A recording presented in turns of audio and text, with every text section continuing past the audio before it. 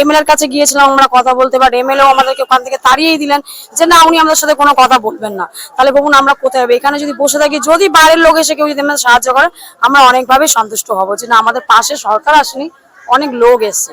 ধরুন খাবার দাবারও আমরা ওদের থেকেই সাহায্য পাই, আমাদের সরকার থেকে কিছুই পাই না ধরতে গেলে।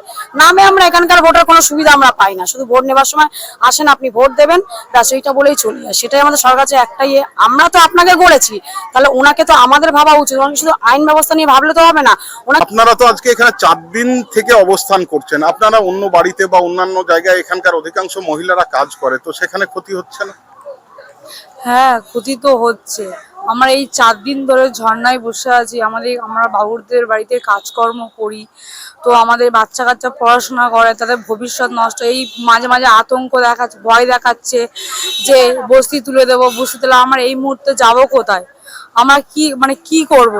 নিজেরাই তো বুঝতে পারছি না। বাচ্চাদের তো পড়াশোনার ক্ষতি হতেই চলেছে।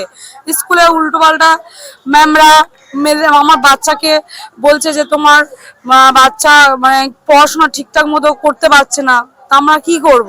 সরকার কি এগুলো বুঝতে পারছে না? আমার গরিব মানুষ যাব কোথায়? হ্যাঁ, প্রচুর চিন্তিত তো দূরে করার, টেনশনে আছি, আমরা ভীষণ টেনশনে আছি। রাতে ঘুম নেই, খাওয়া দাওয়া ঠিক মতো নেই, কি করব? আমরা নিজেই তো বুঝতে পারছি না কি করব। এই সময় তো আমাদের অসহায় লাগছে, আমাদের পাশে এসে কেউ দাঁড়াচ্ছে না, কোনো কোনো এমএলএ না, কোনো চেয়ারম্যান না। হ্যাঁ, আমাদের সবকিছুই আছে, আমাদের সবকিছু আছে। না যদি সরকার যদি না বিশ্বাস করে, তাহলে আমাদের এসে ইনকোয়ারি করে যাক না। আমাদের সবকিছু আছে, ভোটার কার্ড আছে, রেশন কার্ড আছে, আধার কার্ড আছে, সবকিছুই আছে, প্যান কার্ড আছে।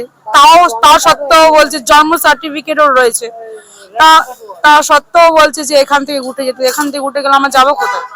আমাদের এখানকার ভোটার, আমরা কি বাংলাদেশ থেকে এসেছি? দেখুন, আমরা এই কারণে এখানে ধর্ণা দিচ্ছি, জানি দিদিরা আমাদের সাথে আছে। আমাদের দেখে হয়তো সরকার সাহায্যে আসবে না, বাট আমাদের দেখে হয়তো আরো অনেক ভালো ভালো লোক আছে, আরো সমিতির লোক আছে, তারা আমাদের সাহায্যের হাত বাড়াতে আসবে। আমরা দেখুন এই যে ধর্ণাটা আজকে করছি, আমাদের কাছে টাকা নেই, আমাদের কাছে এরকম অনেক লোক আসে, আমাদেরকে সাহায্য করে দিয়ে যাচ্ছে। আমাদের তো সত্যি অসুবিধা হচ্ছে, এই কাজে বাড়ি না গেলে আমাদের টাকা দেবেন না, আমরা খাবো কি? আমরা যেখানে বসে আছি এদিকেও চিন্তা, যদি না আসে, আমাদের যদি তুলে দেয়, আমরা যাবো কোথায়? তাহলে আমাদের সব দিকে মেনটেন তো করতে হবে। তবু এখানে বসে আছি, ওখানেও যাচ্ছি, সেটা ভাবছি যদি কেউ কোনো সাহায্য করে। সরকার তো এলেনই না। এমএলএর কাছে গিয়েছিলাম আমরা কথা বলতে, বাট এমএলএ আমাদেরকে ওখান থেকে তাড়িয়েই দিলেন যে না, উনি আমাদের সাথে কোনো কথা বলবেন না। তাহলে বলুন আমরা কোথায় হবে? এখানে যদি বসে থাকি, যদি বাইরের লোক এসে কেউ যদি আমাদের সাহায্য করে, আমরা অনেকভাবে সন্তুষ্ট হব যে না, আমাদের পাশে সরকার আসেনি, অনেক লোক এসছে। ধরুন খাবার দাবারও আমরা ওদের থেকেই সাহায্য পাই, আমাদের সরকার থেকে কিছুই পাই না ধরতে গেলে।